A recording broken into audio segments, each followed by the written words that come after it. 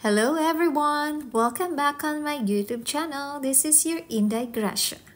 So guys, ito po yung biometric address. OFC appointment at Manila, 3rd floor Kugun Building, Gistado, Macapagal Boulevard, Tambo, Parañaque, Metro Manila. Sa Parcal Building po yan. So my appointment for biometric was November 29, 2024 at 12 noon. Hello everyone, I am Divine Grace and I am here to share to you my biometric appointment experience. So, nung nandun na ako sa Parcal Building, meron silang reception. So, yung staff doon, kinuha nila yung passport ko, the appointment letter, tapos pina-proceed nila ako dun sa Parcal Building. So, pagpasok ko dun, meron na namang other reception. Kinuha na naman niya or chinek na naman niya yung passport ko, confirmation, tsaka yung K1 FTP.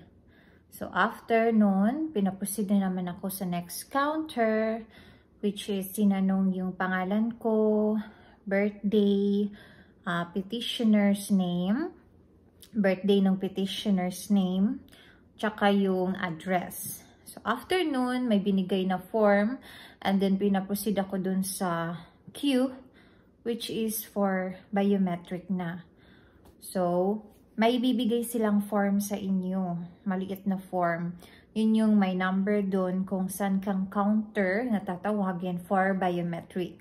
So, when it's my turn na to call my name, ayun, nung nasa counter na ako for biometric, meron silang dun, yung parang mag-promise ka na totoo yung mga answer, mga sagot, ganyan. So, biometric, I think right ata yung, wait, I think left or right. So, yun, nag-biometric na, meron fingerprints na, sa index, dito right and left, and all. Tapos yun, may pinabasa na guidelines. Tinanong lang din yung pangalan ko, yung birthday, petitioner's name. So, ayun lang. Super dali lang ng biometrics. Super, lang siya. Napakabilis. I think I was only like, let's say, 5 to 10 minutes lang dun. So, pagkatapos nun, binigay na yung form ko, which is yun yung ipapakita mo sa US Embassy interview. So, nag-exit na ako. Tapos, ayun, tapos na.